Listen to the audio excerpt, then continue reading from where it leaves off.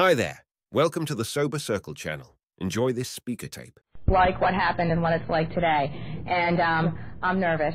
So I don't like this that much. But anyway, I'll tell you in a general way what it was like for me. And what it was like for me, I grew up in a small town in north central Pennsylvania, east central Pennsylvania, somewhere around there. And the town I grew up in was mostly labor class, mostly white, mostly Christian of one denomination or another. And that's a big part of my story. I was about 3 or 4, I guess. Our family moved to Pottsville, this place where I grew up, and we were one family of one minorities, and that was real difficult for me for most of my life. I was the different one, as always, and it was really difficult for me for a long time to be that person. I knew my skin color was different, my religion was different. I was raised a Pakistani Muslim in the strict Middle Eastern tradition, and we did things differently in my home than we did in everyone else's home that I ever encountered. We ate different foods. My parents spoke with funny accents, and I was always the different one. And I need to tell you that I have an older sister and a younger sister, and they also were the different ones. However, they didn't have the disease of alcoholism, and I believe today that that's what made me so extremely hypersensitive to being the different one. I never felt like I quite fit in anywhere, and I was always on the outside looking in. And when I was on the outside, I did these things to help me feel like I was on the inside.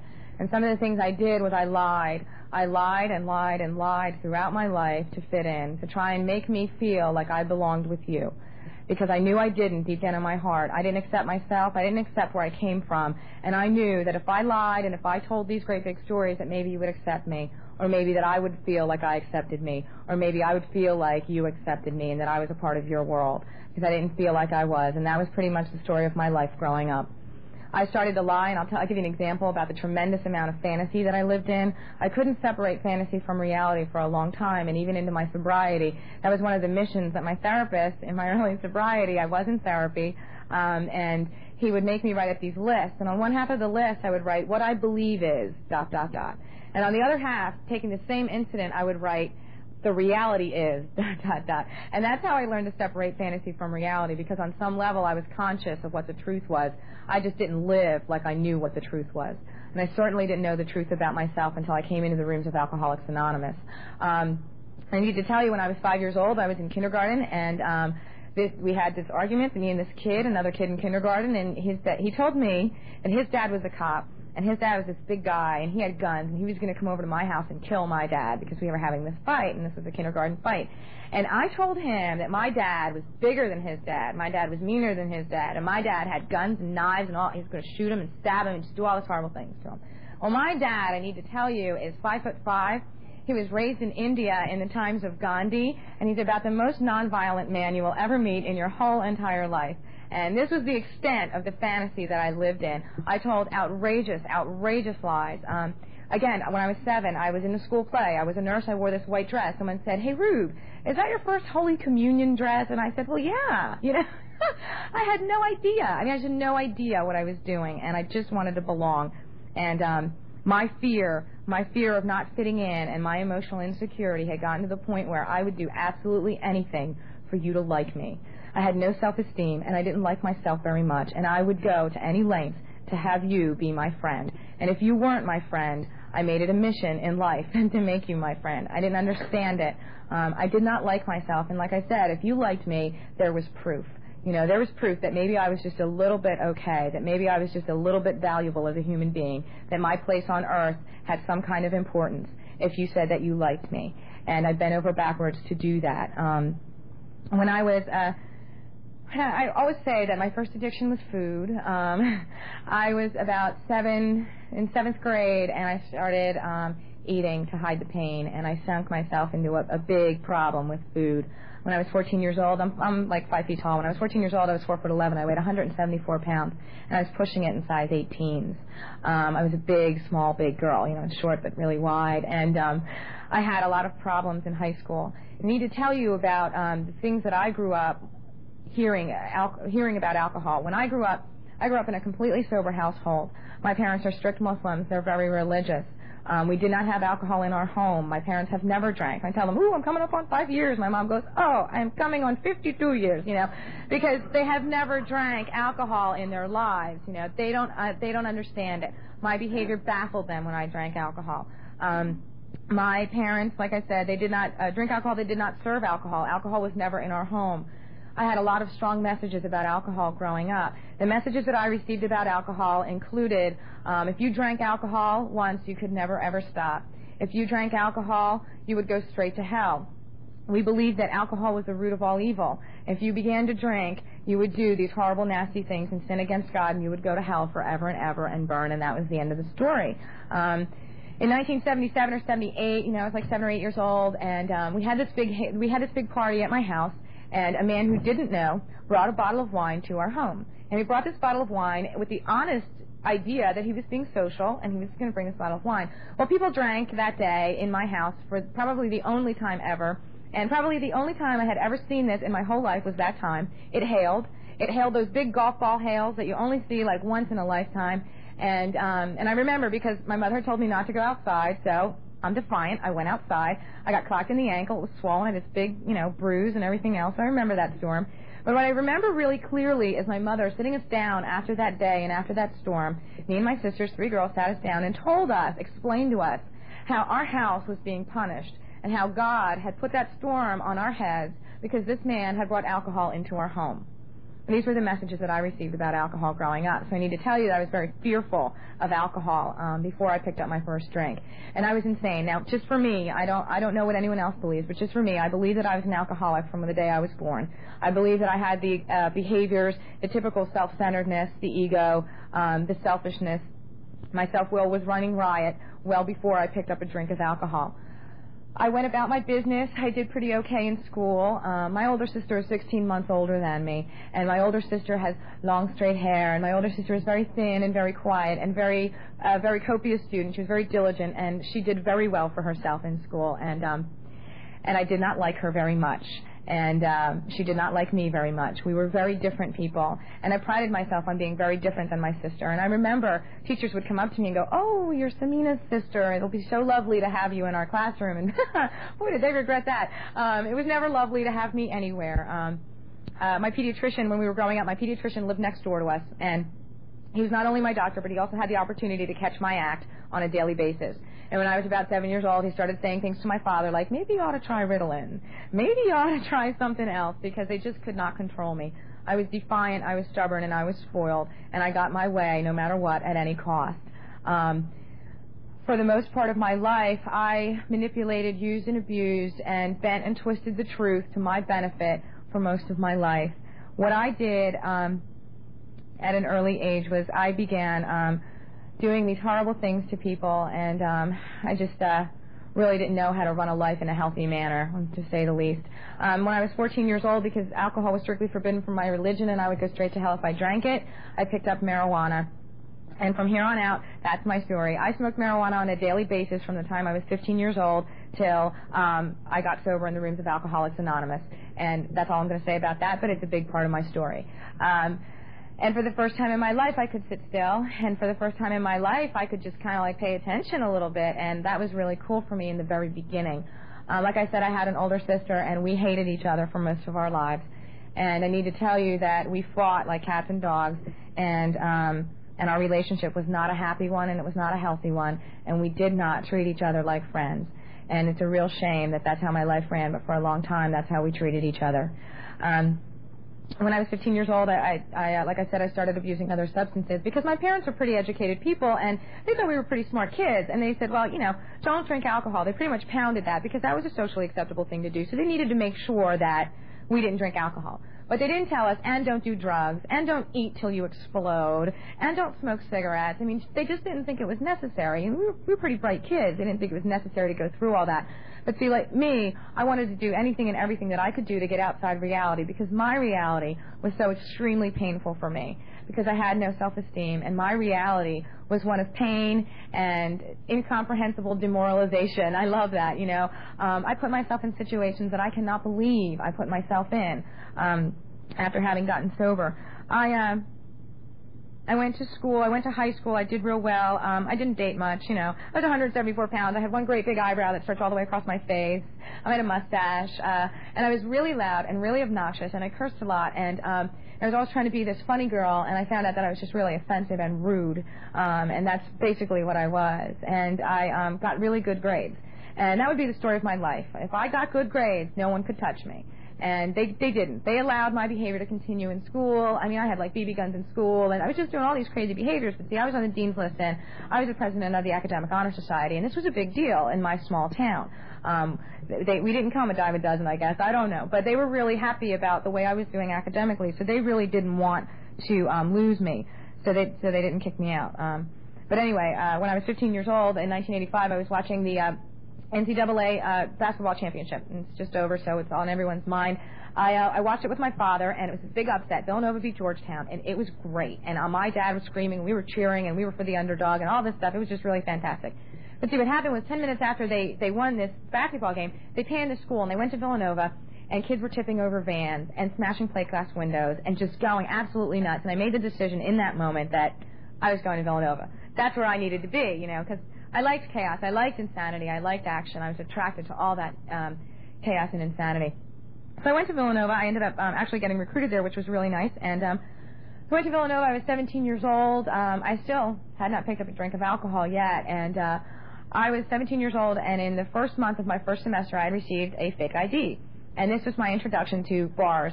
And my girlfriends and I talked about it a lot, and we laughed. But freshman year was all about boys, bars, and Benetton, and that's all we did. And we went to bars. See, the campus was dry, so if you were going to do any drinking, you had to do it off campus, and you had to hitchhike. I mean, this was part of our life. This is what we had to do. I thought it was really great. I went out every single night. I went to the bars every single night. I did not pick up a drink of alcohol. I was the designated driver. I thought that was really cool. I was a very respectable member of society. I went out till 5 o'clock in the morning every single night. And I need to tell you that I started out as a physics major, and I was going to build rockets and work for NASA, and I ended up as a general studies major by the time I graduated. And that lifestyle my lifestyle was not conducive to being a physics major, you know. So see, the lifestyle interfered with my academics, and my partying interfered with my goals and my dreams and what I really wanted to do with myself. I was incapable because my addiction dictated to me what I was and was not going to do with my life. And I thank God today that Alcoholics Anonymous has given the opportunity for me to change and grow and choose again what my life was going to be like. So I went about my business. I was 17 years old, like I said. You know, lots of things started happening to me. And it's really funny that we're this close to Washington. In my sophomore year, I went on vacation. Lots of things happened. I transferred to AU. I was down here for a government semester, and lots of things happened to me in the meantime. My morals and values had just gone out the window. If I thought it, I did it. I didn't have that screen, that middle thing that said, you know, there might be a consequence to this action. You know, I didn't have that process where I would say to myself, that might not be a really good move right now. I thought it and I did it. I had no impulse control whatsoever. So what I did, I went to Jamaica with my family. My father got extremely sick. He was in a wheelchair. He was sick, and he was going through whatever he was going through. I don't remember because I wasn't there. See, I was too busy hanging out on the beach with the Rastas doing my thing. I didn't have time to worry about whether my father was sick or not. I mean, that was just too much for me. I could not get outside myself for more than 5 seconds at a time. I was all about me, and that's how I ran my life. I went on vacation, and I decided that I was 19 years old, and this would be a really good time to stop being a virgin.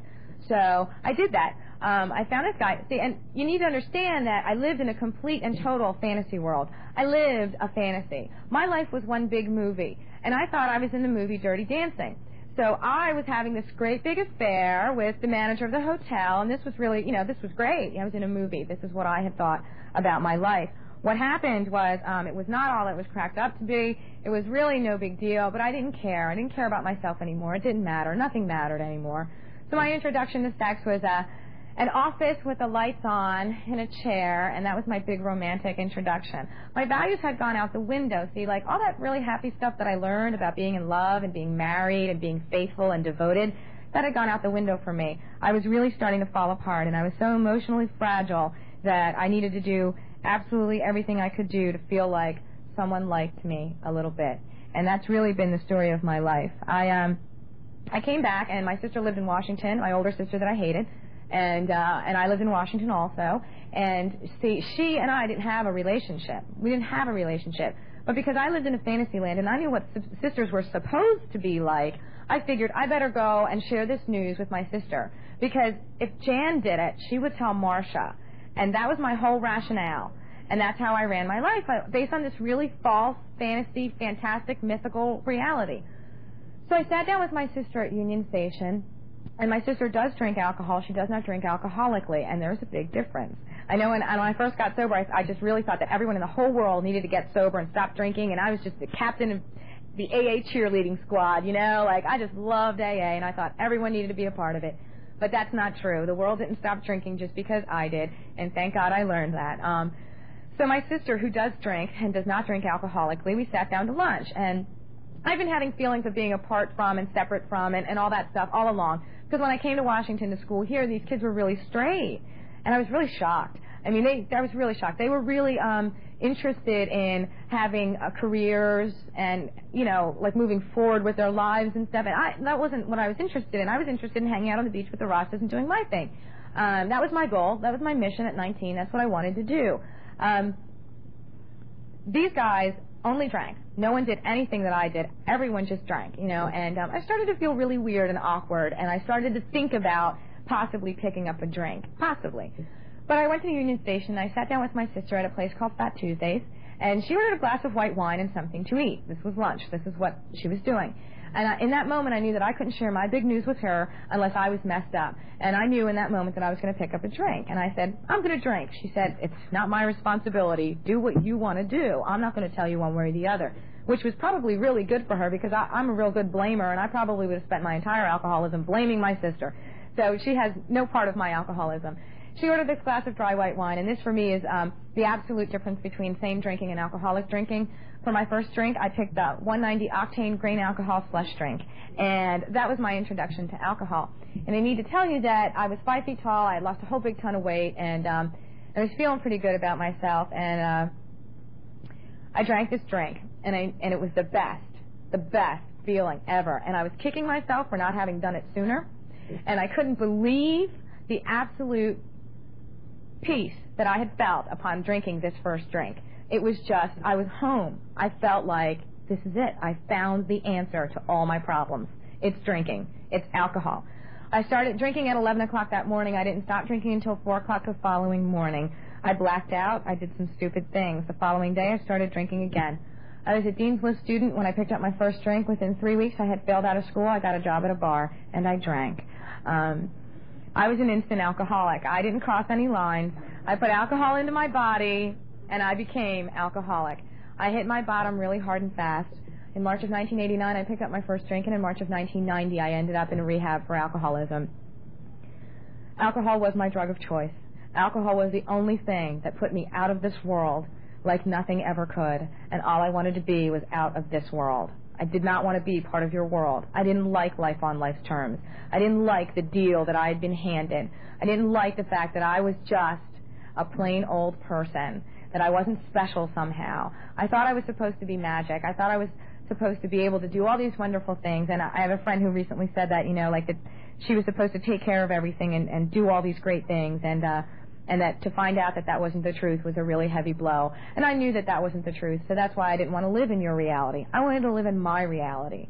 And my reality was a place where I was cute, and all the boys liked me, and I was 5'7", and I was blonde, and I had blue eyes. That was my reality. And when I drank, I could really get to that spot, you know, where I just was not part of this world. And I was obliviated 9 times out of 10. I drank every day as much as I could and as often as I could.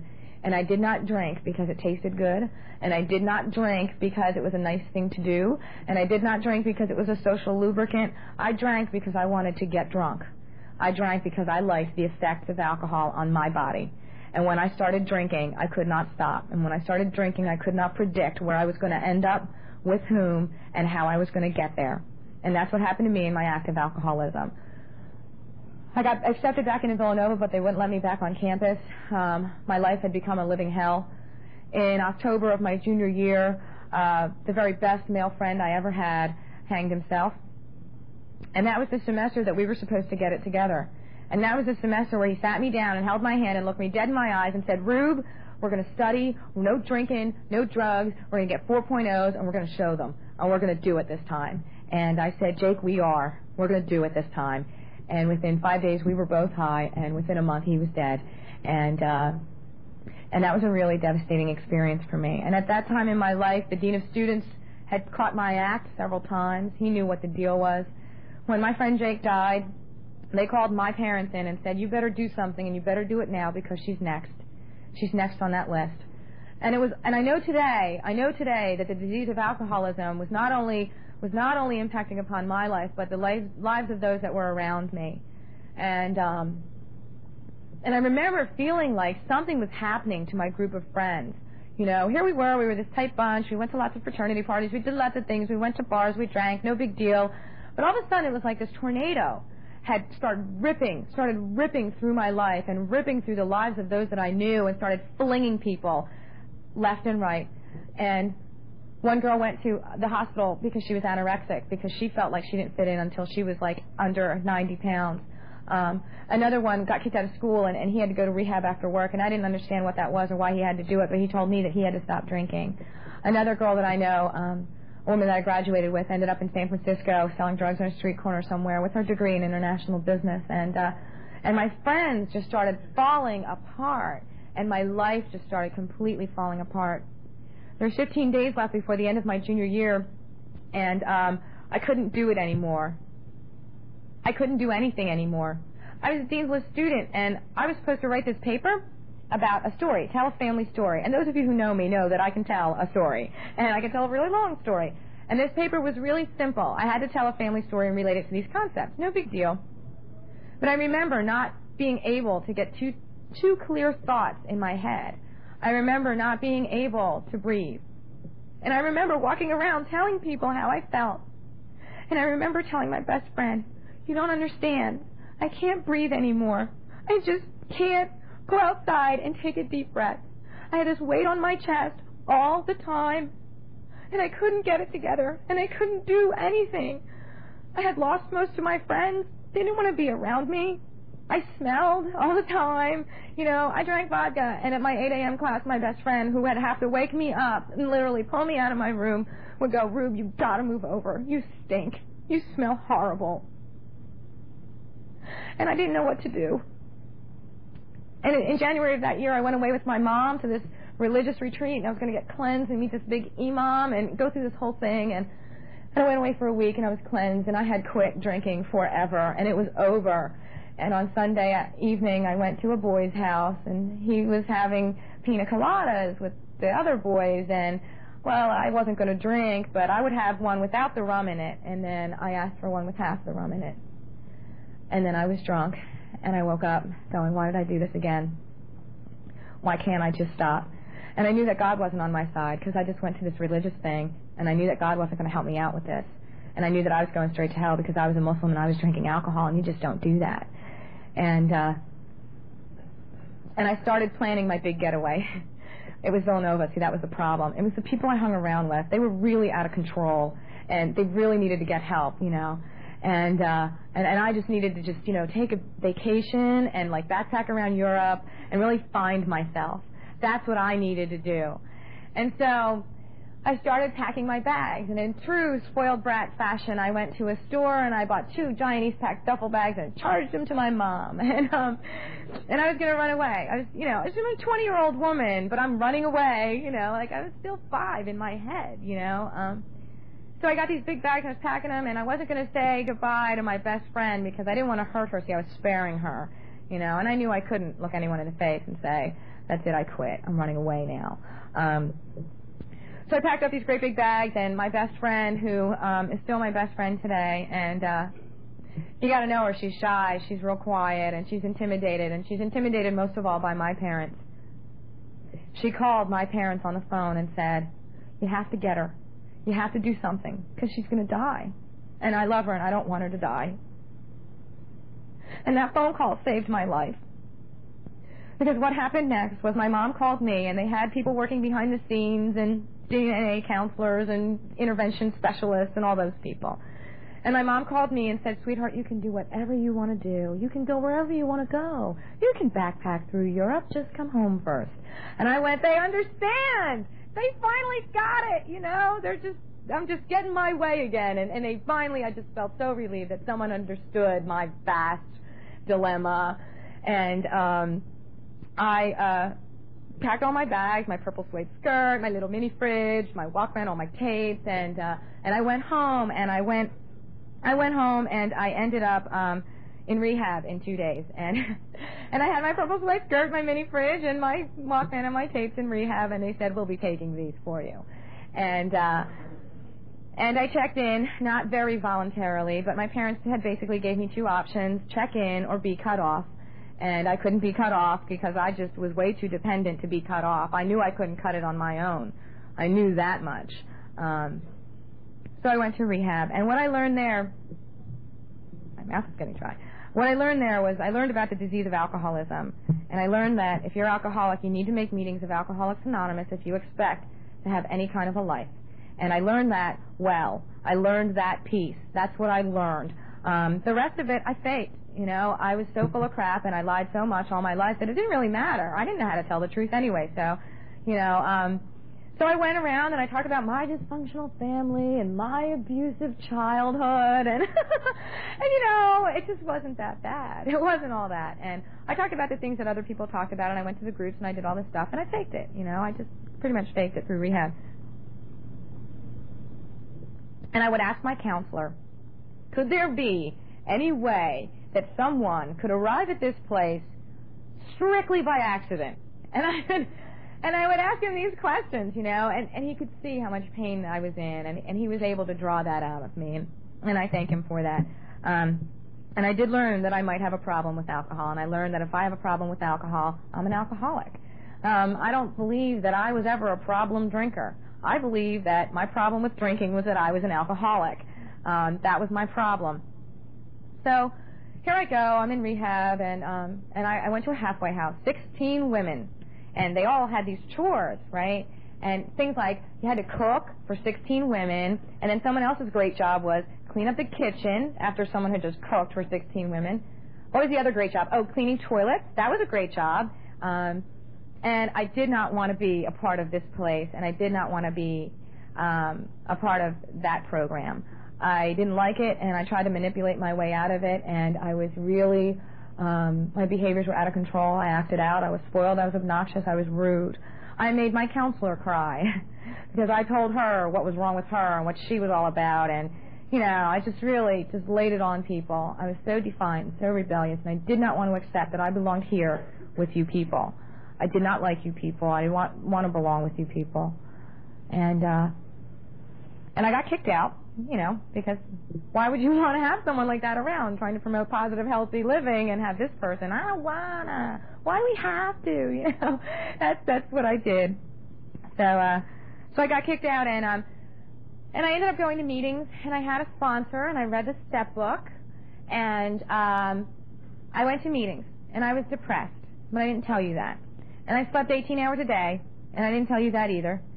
And I would go to the sink and try to wash my hair and try to wrap it around the top of the sink and drown myself in that half-inch of water that we all know you can drown yourself in. And I didn't tell you that. And I was 13 stepped by a man 17 years older than me.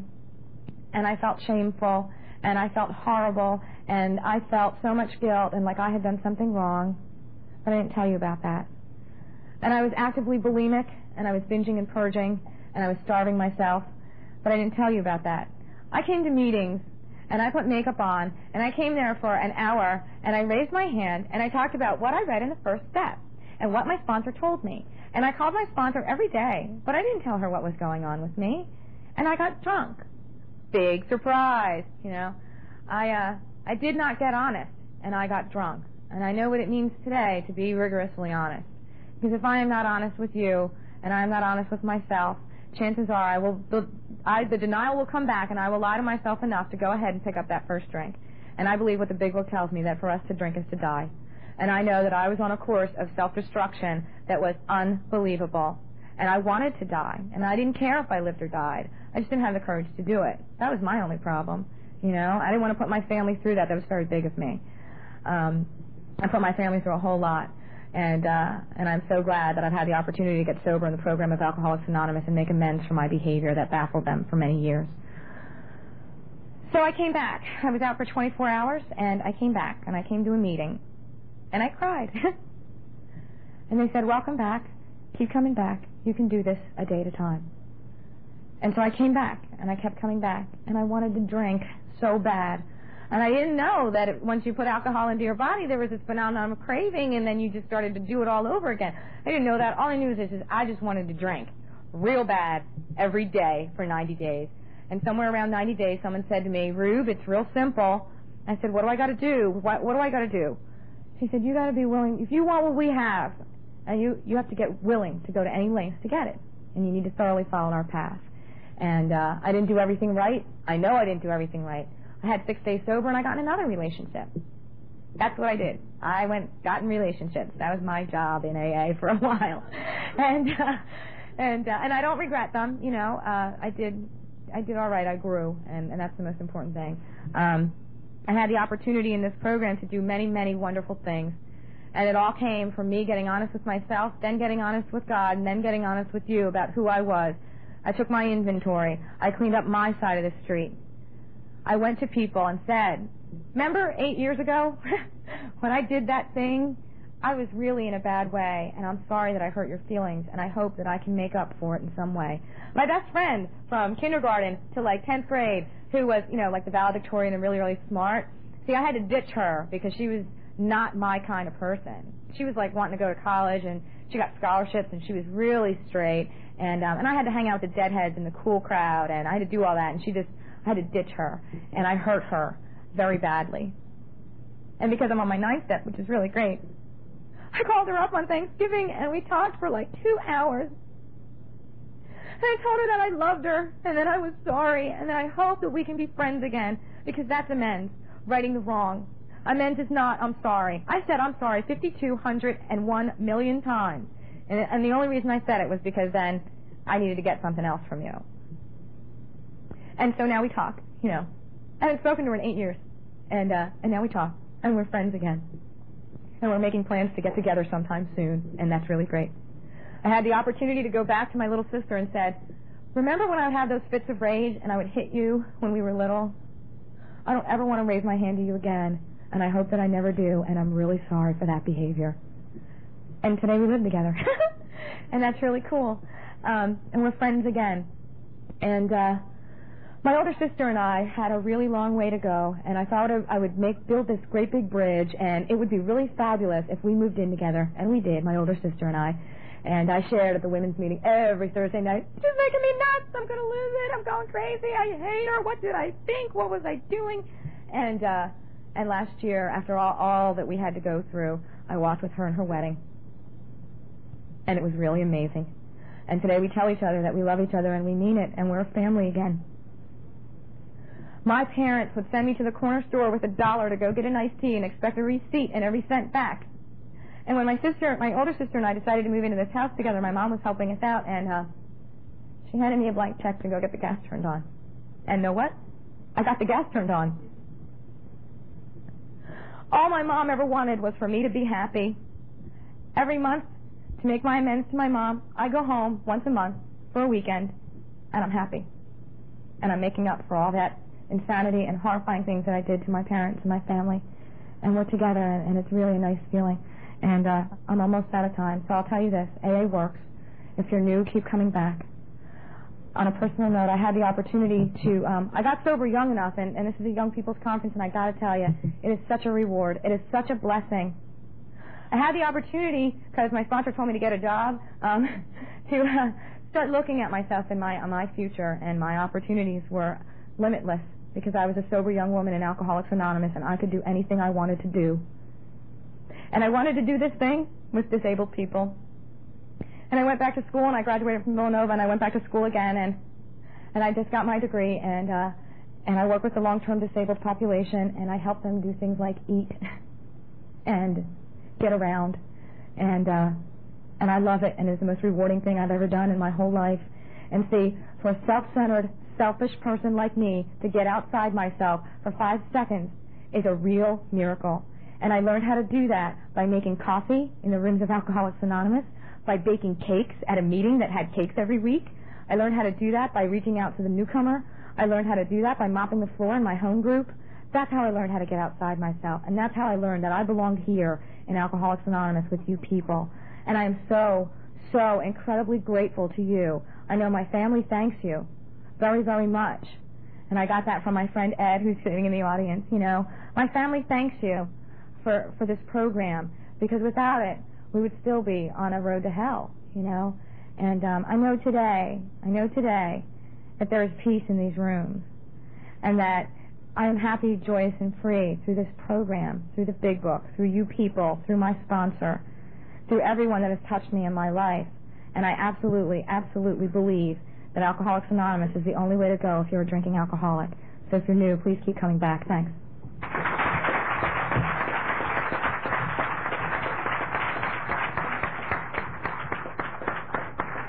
Thank you, Ruby. My name's Mike. I'm an alcoholic. Okay, our next speaker is from Arlington, Virginia. Originally, we had planned a women's meeting and a men's meeting separate, but since we can't do that today, we are combining them. And one of the reasons this guy is speaking is he got sober in a men's meeting, and he'll hopefully the story will tell you that. So with that, I'll give you Rixie.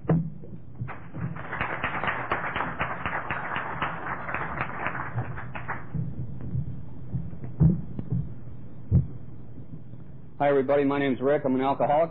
Hi, Rick. Love you, Rick. Lots and lots and lots. And whole bunches. Nobody ever said that before to me. So I said, I'm Rick. I'm an alcoholic, and I'm here because I don't want to drink. And I do not know how to do that without AA, because I did try it. I started drinking when I was about 10 years old.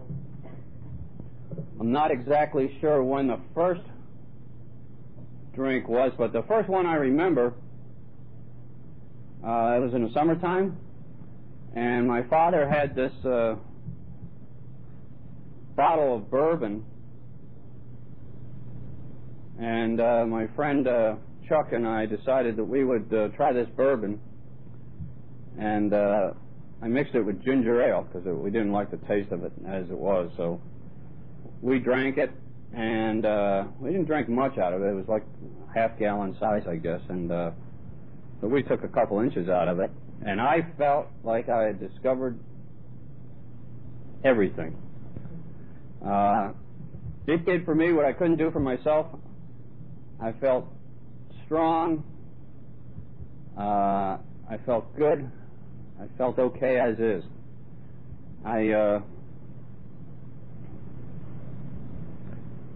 never felt okay before that, as is. I was one of these guys who would feel okay if. I'll be fine if, you know.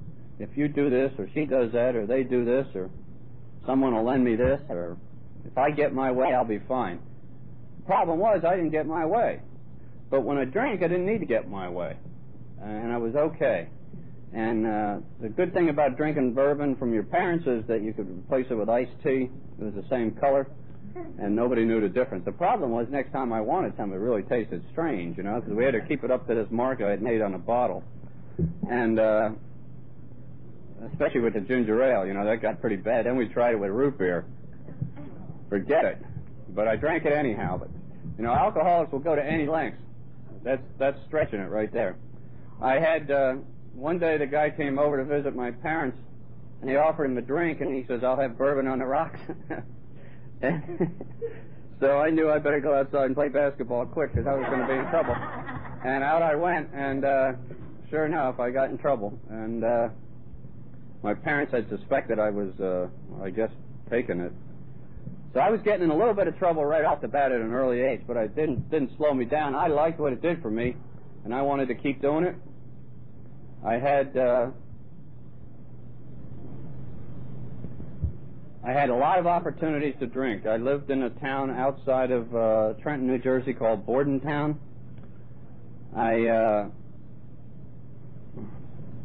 I was a member of the Boy Scouts, and the good thing about that was I wasn't necessarily interested in being the best Boy Scout, but we did get to go camping, and that meant drinking. And I even used to leave my tent up in the backyard all summer long so we could go out and quote-unquote camp out in the summertime. It was just an opportunity to drink every night, and it worked. And then as I got into high school, actually before I got into high school, I went to a Catholic grade school. And what happened was I used to get in trouble before class in the schoolyard. and before long, my deal was to report directly to the principal's office in 8th grade because I was a troublemaker. It wasn't anything violent, but I would tell people, you know what she said about you, or you know what he said about you, and get these things going, and basically just to make other people think less of the other people and more of me. My deal was I wanted you to think about me because I didn't feel okay with me as is, and I was trying to make me feel better. I drank at every opportunity I could. One of the neat things about reporting directly to the principal's office in 8th grade, they did it to keep me out of trouble, but they sent me down to the post office every morning to pick up the school mail, and they figured that would keep me out of the schoolyard and out of trouble. And I knew where there was a guy that was at one of the bars who I could get a quick drink from, you know, on the way to the post office. So I was doing that in the 8th grade, and in high school, I went to a public high school, and that was a blessing because it was real available. In those days, I'm talking about the early 60s now, there weren't many drugs where I grew up. As a matter of fact, I never even heard of them, but there were sure lots of booze, and it wasn't too hard to get. There were a couple of bars in the area that would serve us without any kind of an ID, you know. I wasn't even old enough to drive. But I drank a lot. I remember at senior year in high school, during Thanksgiving, my parents moved down to Arlington, Virginia. My father got transferred. He was working for the government. And we got a house near what is now Crystal City. There was no Crystal City then. And the good thing was that there was a bowling alley in walking distance from that house, and it's still there today. And I went to high school, and I would go to I got a job in the bowling alley after school, and they served beer in the bowling alley at the snack bar, and I was working a snack bar. So that's a great job for a senior in high school, you know, just go right, free drinking. And that worked real good. I finally got a phony ID. At that time, you only needed to be 18 to drink beer and wine in the district. And I wasn't even 18 yet, but I got an ID saying I was. And then I had to change to 21 because I went off to University of Pittsburgh to school, and you had to be 21 there. And I was a physics major. And I had all A's in physics, and it was great, but I'd rather drink. And as I progressed, I only stayed there a year and a summer, and as I progressed, you know, I started taking easier courses. What happened was I ran out of money there, and was working my way through school, and I was taking the real easy courses. You know, I went to Northern Virginia Community College taking marketing and retail business administration, real no-brainers, you know. I didn't even buy the books for half these things, and I still passed. And the good thing about that was we had an 8 a.m. class, and the teacher was an alcoholic. And it was a Tuesday and Thursday class, and we could bet that at least one of those 2 days he wouldn't show up because he was an alcoholic, and if he did, he was hurting so bad he would just give us an assignment and dismiss the class. It was great. Everybody got A's in that class. And you know, it's neat. When you go to a class, within a couple of days, you know who the drinkers are. And we would know when he would dismiss the class, my next class wasn't like till 11. So this gang of us would congregate, and we'd all go have some beers until 11 o'clock. And then I'd go to work in the afternoon at this printing company, and after a little while, the guy who was buying the paper at this printing company left for another job, and they offered me the job of the purchasing agent. And I said, well, what does that mean? And they said, well, you buy the paper and the ink and the supplies, and you call different vendors and get prices and get the best deal you can, and it's pretty informal in those days. And I said, okay. And one day this paper salesman came by and asked me to go to lunch. And I was on a time clock. And I said to the manager, I said, this guy wants to take me to lunch, and I only have a half-hour lunch. He said, well, that's part of your job, to go to lunch with the suppliers, Rick. And I guess I was about 19 at the time. And so we went to lunch, and we ordered champagne cocktails and we had steak, and I got drunk and had steak at lunch. And this guy was about 28 years old at the time. He had a nice pinstripe suit and a new Cadillac, and he says, I've got to go about 2 o'clock now. We left for lunch at about 11:30. At 2 o'clock, he says, I've got to go play golf with another customer. And I said to him right then on the spot, I said, how do you get a job like this? He had what I wanted. Now, this is very important later in my story. I said, how do you do it? And what happened was he answered the question. He told me when I finished at Nova that I could call him and he would hire me and show me how to do what he did. So that happened. In the meantime, I had gotten married at the age of 20. I'm working for this paper company, and I can't wait to get on the road so I can be a salesman and drink at lunch every day with somebody else paying. And I learned the business, and they finally put me on the road. And even before I was put on the road, still in my early 20s, I would go down to the bar every day at lunch with other people from the company. And it was pretty much the thing to do. I mean, it was looked upon as okay, proper business etiquette at that point. And we wouldn't get drunk. A couple of times I wouldn't go back, and I'd get in trouble. And I just used that as, I rationalized it. My boss told me, the same guy that took me out that first day, said if you don't get back after lunch within a reasonable period of time, and that was an hour and a half, and the bar was on the same block as my office, okay, I'm going to fire you. I said, well, why don't you just put me in sales like you said you were going to do? And eventually he did that. And I got to drink every day. And I would call my wife after work. All these guys, all our competitor companies were in the same neighborhood. And we'd all get together after work and drink some more. And I would call my wife and tell her I'm going to stay after work and have a few with the guys until rush hour dies down. And that's what I meant to do. Okay? But what I know now that I didn't know then is if you're an alcoholic, and I was a full-blown alcoholic at that point, okay? If you are like me, once I put alcohol in my body, it sets off that craving, and my body wants more. Doesn't matter what my head says. Doesn't matter what my heart says. I want more. That's the nature of this disease. And I would call my wife and say, okay, I'm finishing up now, and then I'll be home in an hour, and then about an hour later I'd call again, and, you know, they do this 4 or 5 times, and then I'd say, the hell with it. I'm not calling, and she'll see me when I get there. And usually it was 11 or 12 at night, or later, a lot of times. And if I didn't have to work early the next morning, I probably would have stayed out later more times. We had a little baby. There was a little bar in the town we lived in, Crofton, Maryland, called the Village Green Tavern. And the smart idea I had was we'll have the owner of the bar be the godfather of my daughter. That was a very good move, strategic move for an alcoholic, because it meant I got to drink free. And every time he would come to the house, he'd bring this box full of booze, you know. Mix it up, a 6-pack and a half a gallon of this and a half gallon of that. It was great. Only problem was he died from cirrhosis of the liver, and his wife didn't like me. So that was the end of that deal, so I had to start buying my own again. And my disease progressed, and I started going up the ladder. I was now on the road selling. I was very successful at a real early age. My ego went nuts. I thought I couldn't do wrong.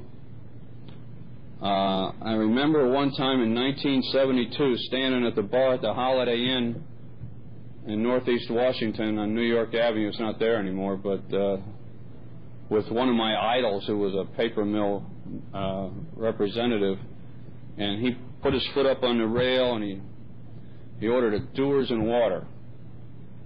I said, okay. I wanted to be like this guy. He had a Cadillac, and he looked good, and he was my idol. And I said, I'll have a Dewar's and water, too. And I can remember this like it was this morning. He turned and looked at me, and he said, people that drink Dewar's and water at this time of the day usually turn out to be alcoholics. And I just just that went right off me. And I said, not me, because I'm doing well. I'm successful.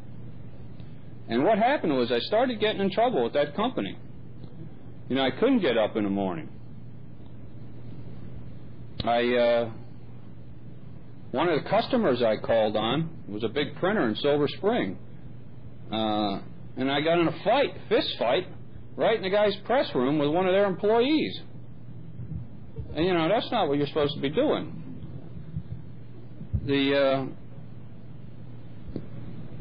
One of the companies that I was trying to sell paper to was out of town, and I thought, this is a good idea, out of town.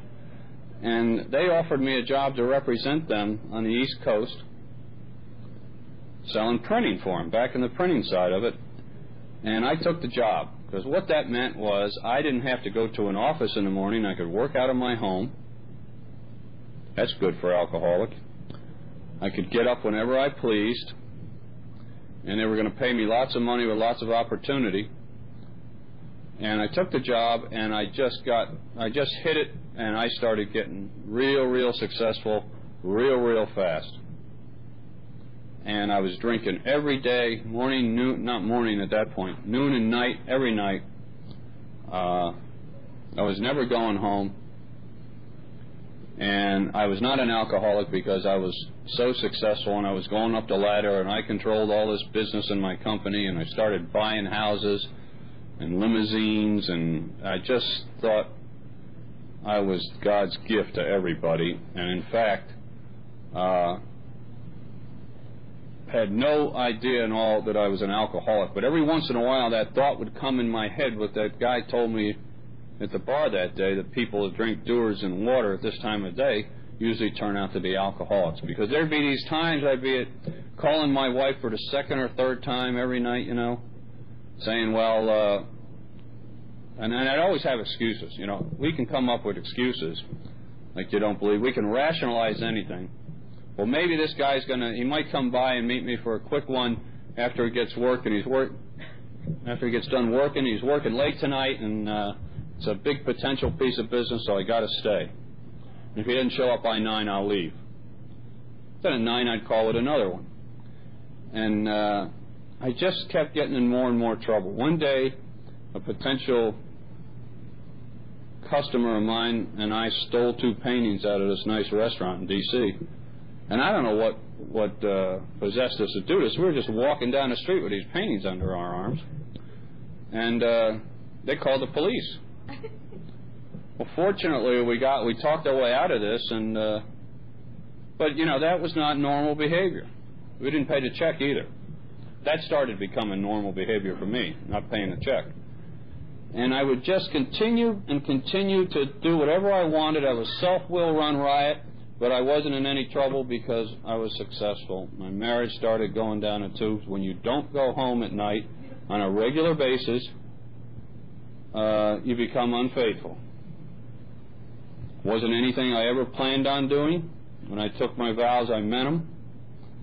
But I was an alcoholic. And today I know that once I put booze in my body, anything goes. My life started getting worse. I started hanging out at these bars downtown, these big high-priced bars, and cocaine was very popular in these bars, and I got introduced to cocaine one night. And that was great because I could stay awake, and even if I was drunk, I could drive home. And I could drive home anyhow. I'd be the last guy at the party and drive everybody home most of the time. I had a very high maintenance level. And my marriage started going downhill, so the way I solved that was to buy a bigger house for my wife. And we moved to McLean, and still didn't go home. My marriage was getting worse. I started acquiring these girlfriends. I had an apartment in New York City and one in Fort Lauderdale. And you can just use your imagination on that one. You name it. And I had two limousines up in New York, and I would go around just to piss off the pimps and pick up all the hookers and just drive them around all night and not give them any money and give them drugs. And then when I brought them back, the reason I did this, right across the street from my apartment in New York was this bar that they all worked out of. And these guys would just get crazy. And I was one of these guys that was a pretty happy-go-lucky, fun, let's go have fun alcoholic. But I would do stupid stuff like that, you know. And these guys can't take a joke. And I started meeting some mob guys. And because I had a lot of money, I thought that I could do whatever I want with them, too. And then you can start seeing the progression of my life started to become unmanageable. I didn't see it. I thought it was just getting more exciting. And it just continued to happen. One day I was in a bar in New York City. It was about 5 o'clock. I'd had a couple of drinks already. And I was in a doghouse at home. That's an understatement. And I called my wife, and I said, I'm going to get the shuttle back, and we're going to have dinner, and we're going to fix this and straighten out this marriage and save it. And I meant it from my heart right here. I really meant it. Problem was, I had already put booze in my body, and once I get booze in my body, there's no script. Anything goes. And I walked out the door of this bar, and there was a pretty little blonde girl standing there, and it was a drizzly, rainy day in rush hour New York, and I was wearing a blue coat like this and gray pants, and I guess she thought I was a doorman at this place, and she says, you got to get me a cab. I got to be at 82nd and Madison in 10 minutes. And I said, well, I looked at her and I said, boy, you have pretty eyes. And she said, oh, thank you, but you still got to get me a cab. And I said, well, I don't know if I can get you a cab, but I'll give you a ride. And she says, in what? And my driver points to the limousine, and she says, what makes you think I'd get in a car with a strange man? And I said, well, I'm strange, but I'm safe. And with that, she opened the door herself, jumped in the car, and lit up a joint. And I said to Alec, my driver, 82nd and Madison, drive slow. And that night, we went to Maui, Hawaii. Now, back in McLean, my wife is giving it one of these with the watch. Where's Rick? Going to save the marriage, and I'm 30,000 feet up on the way to Maui. It turned out that she owned some land and was a big developer in Maui. She actually paid for the trip, too. That was pretty good. And they grew all this Maui Wowie on this land where she was. Now, if you're an alcoholic, some of us suffer from guilt when we sober up. So the solution to that is have another drink, get drunk. So I just kept, every time I sobered up, I couldn't take it, because I knew I was in big trouble. I was there 5 days before I called anybody. And then I couldn't take it anymore, and I called my friend Ron. Ron was one of my customers. And one day we were having lunch on St. Patty's Day, and he said, well, you're half Irish, Rick. You need a green car. So we went and bought a green Cadillac on St. Patty's Day for me, because I was half Irish, and I was drunk. In the meantime, my wife was driving this old beat-up Opel that used to ice up on the inside. You had to scrape the inside of the windshield before you could see out of it. And I was just so self-centered and more interested in me than anything. All I was interested in was me and my self-will and getting what I wanted. I would go to any lengths to get what I wanted. And the amazing thing about through all this, I was still successful in business. But at that point, with that trip to Maui, even that started to get unmanageable. And here I was juggling all these jobs and customers and places that I had to live in and girlfriends and whatnot. And I'm running with the mob all at the same time, and I'm betting thousands and thousands of dollars on these games, and I was having a ball, but I was getting harder and harder to keep control of all this, and it started to break up. I had a girlfriend that I met in a bar. I met them all in a bar, and she said. She started going to Al-Anon on me. You know, we were supposed to meet at 6 o'clock after work at the bar in Georgetown, except she said, I'm not going to be there till 7:30 tonight. And she got there, it was 7:45, and I said, where the hell were you? And she said, I went to an Al-Anon meeting. Now, at that point, I didn't know what Al-Anon was. And then I asked somebody. You can always ask somebody at the bar, and they'll tell you about Al-Anon. I go, oh, no. And the first thing, you better get rid of her quick. And what happened was I had this lawyer friend of mine who talked me into, see, I'm blaming him. We're good at blaming other people. He would, he sort of guided me to telling this company that I didn't need him and starting my own business and going to the telephone business to take on AT&T in 1982 when they had to split up.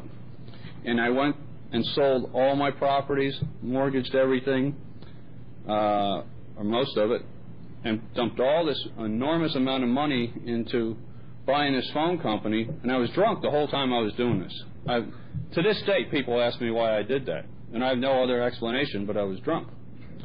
And it seemed like a good idea at the time. You know how we get those good ideas about 11 o'clock at night? And I did this, and I left this company that I had the Life of Riley with, and I had this girlfriend that was going to Al-Anon that I lied to her and told her I was going to leave my wife and get divorced, and we would get married and life would be wonderful, and you know, they don't tell you to go along with that kind of stuff in Al-Anon. And finally she said, you know, do something about it. So I had this lawyer produce these phony, he was another alcoholic too, produce these phony divorce papers, you know, on regular legal stationery, and he had the court of Fairfax, Virginia, and all this, and I presented her with these papers, and the girlfriend, I didn't tell my wife about this, and it said, and I said, well, in the state of Virginia, you have to be separated a year before it's final, so I bought myself another year, I thought. And as it got closer and closer to that year, she kept asking me for when's the date, when's it final? And I would come up with these long, rationalized excuses. And one day she decided to call my wife. She said, I can't get a straight answer out of her. First she says, hi, this is Jan, Rick's girlfriend. And he won't give me a straight answer about when your divorce is final. And she says, divorce? That's a good idea, divorce, she says. And these two started becoming phone buddies. Now, when your wife and your girlfriend are phone buddies, that's not a good deal. That our lives became unmanageable is starting to become clear here. And they would team up, and they told me that I had to do something about my drinking. And they, just to get them off my back, I went over to Arlington Hospital. They made an appointment for me to see a counselor at Arlington Hospital at 9 o'clock in the morning. Can you imagine this? What a terrible time to go to see a counselor. He's still drunk. And I went in there, and this little guy was standing there, and he asked me all these questions, you know. I fill out the thing, and I lied on every one of them and handed it back to him. And I said, my wife thinks I have a problem. And I said, I don't. And I said, here, what do you think? He said, I think you ought to enroll in our alcohol and drug treatment program here immediately. And I said, see, that's what you know. I lied on every one of those questions. He says, everybody lies on those questions. And I told him, why don't you get a good job, and then what are they paying you here? And I started rationalizing that off, and I'm walking out the door. I said, I don't need you. And he says, we'll keep your name in the computer. You'll be back. And about a year later, I had lost almost everything. My wife had left me. The girlfriend had gotten a court restraining order on me. I was totally madman. She talked my wife into the same. I couldn't see my kids. I had lost just about lost that phone business. I was hanging around with these guys down on 14th Street, these bad guys that owned all these go-go places down there, and my money was just about gone. And I remember I wound up in this after-hours joint way up on Upper 14th Street on a Monday, and I came out on a Friday. Went in on Monday night in a pinstripe suit, the only white guy in this whole place, and when I walked in, they scattered like roaches when you turn on the lights. I would love to have what was flushed down the toilets that night. I guess they thought I was a cop, I don't know. And I wound up writing bad checks to guys there for cocaine, thousands of dollars worth. I called down to the Benny's Rebel Room and had them send up a load of dancers, and I gave them all bad checks. And I knew the gig was up when I got out of there. I knew I had to go Friday because those checks would start coming back pretty soon to these guys. Because these guys could go in a couple hours and come back the next night, and I was still there. And I got out of there, and I went over to Arlington Hospital, and that was in August of 83, and I had my last Budweiser in the car in the parking lot, and I kissed the can, and I said, "It's been fun." And I marched in there. I was hiding out is what I was doing. And I marched in there, and I lied. Told them I was an alcoholic, but I wasn't a drug addict. Talked my way out a week early because, you know, I was very important. I had all these things I had to do. I had lost pretty much everything. They repossessed my car from the hospital parking lot while I was there. And after 3 weeks, I called the owner of Benny's Rebel Room, and he came over and picked me up, and we went right down to the prime rib, and I drank Diet Coke for 8 straight hours. And I went to aftercare for about a month, and I went to meetings, but I would smoke pot in the parking lot and then go into meetings and just giggle all the way through the meetings. And before long, I stopped doing that, and my life, I thought it was bad then. It got worse to the point that I was homeless. I lost everything. I had no more credit. I was not allowed to see my children. My family would not take phone calls.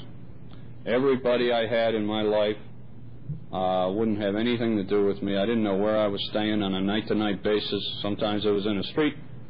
Sometimes I could talk people into putting me up on their couch or their basement. There was a guy in Herndon, a drug dealer, who every once in a while would let me sleep in his basement, and there was rats and mice in his basement, and it was absolutely horrible. And I chose to go there because I could steal some drugs from him. That's where my life had gone because of alcoholism. And one of the jobs, I'd get a job, and I'd never last more than a couple of weeks.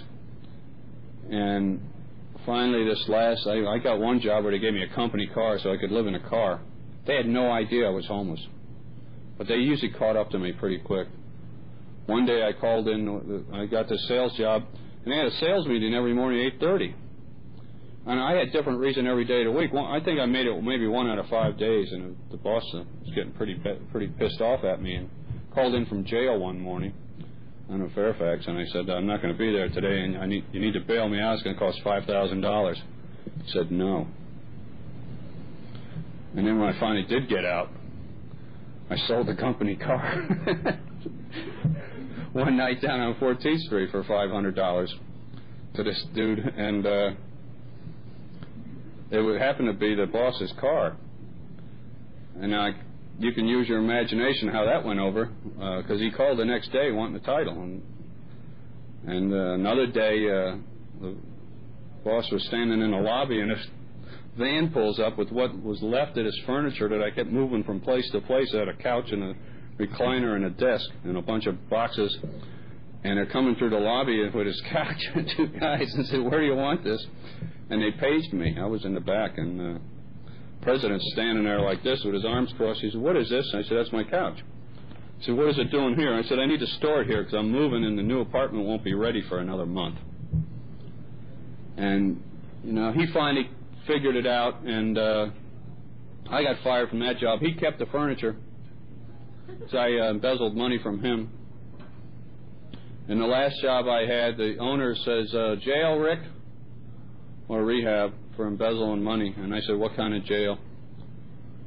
And that's where my mind was. I was so full of self-pity and resentment.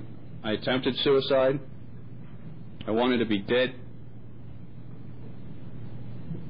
And I tried it, and I wound up out in Fairfax Hospital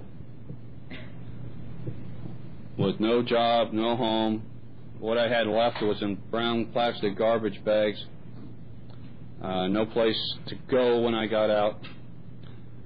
The insurance for the last job paid for the rehab, and I wanted to be dead.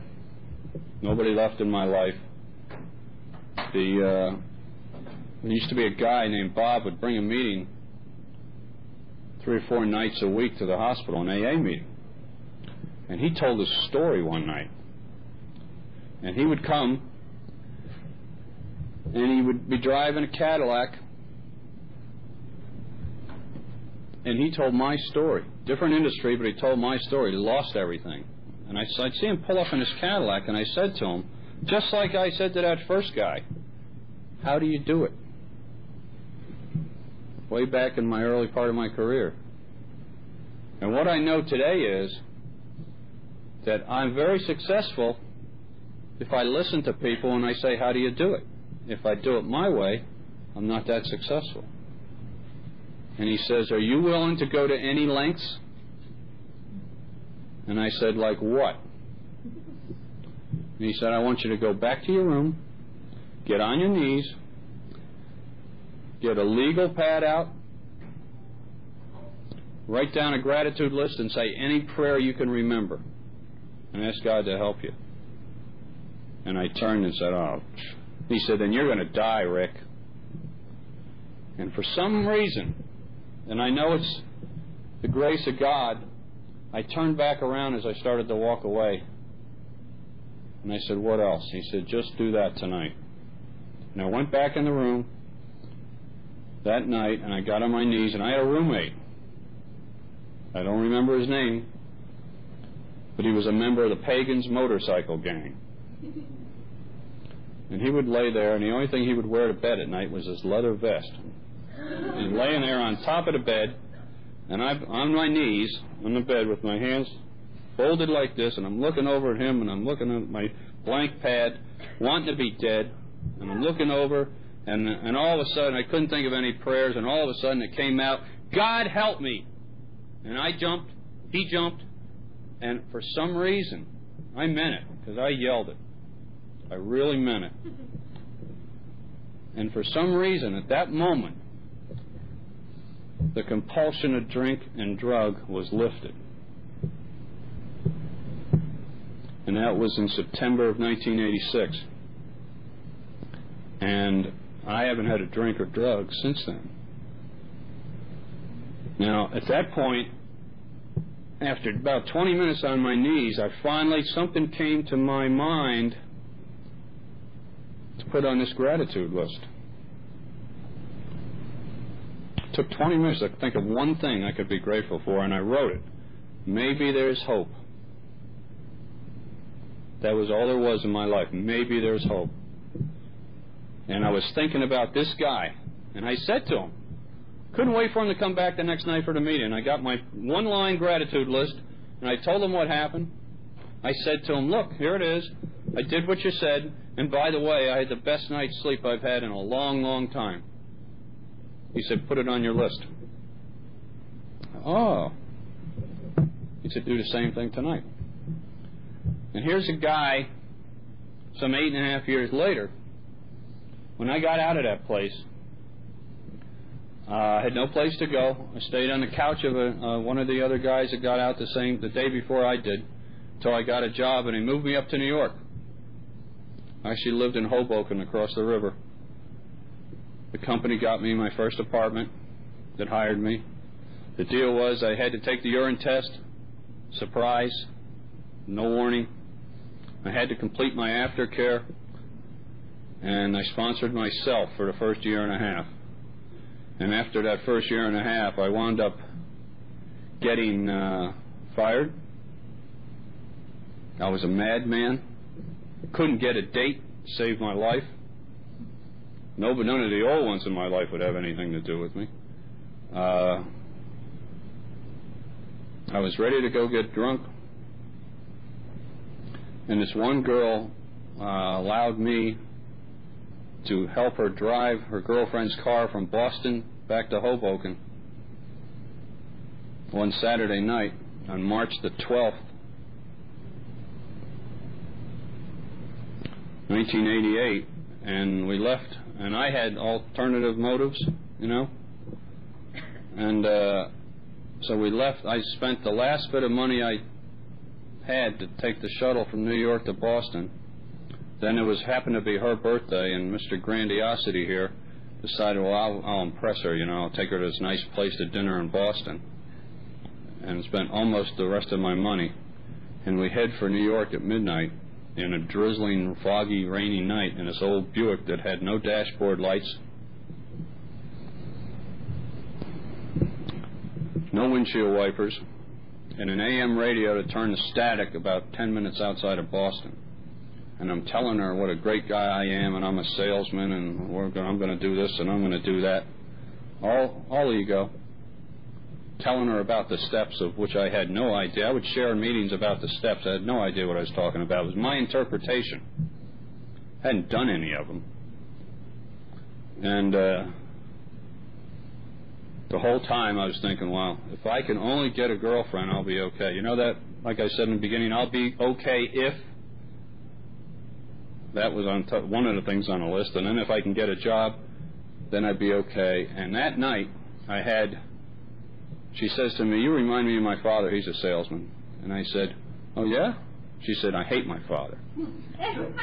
And what happened was that next day, it was the longest night. I was ready to drink, but I had a coffee commitment at the meeting. So I went in, and that night, the guy who today is my sponsor was leading a meeting. And he said he hadn't had trouble sleeping in 12 years. And I said to him, what do you do to sleep? I knew it was some kind of over-the-counter medication. And he said, I did the 12 steps the Big Book way, and you should come to my home group. And it turned out to be a no-sympathy men's group in New York, where they would cut you off in the middle of a conversation, and they worked me through the steps. And I'm here to tell you today, my life is great. 8.5 years later, that gratitude list looks like this. 2 sides of the page. My sponsor makes me carry it for when I'm feeling bad, and it's because of the steps.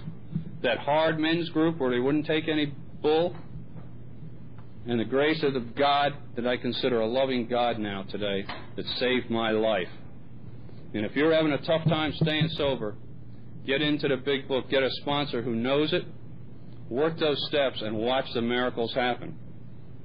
And I've got a great life today, a family again. These kids that I couldn't see are now living with me at their request, and I don't have to drink today. So thank you very much.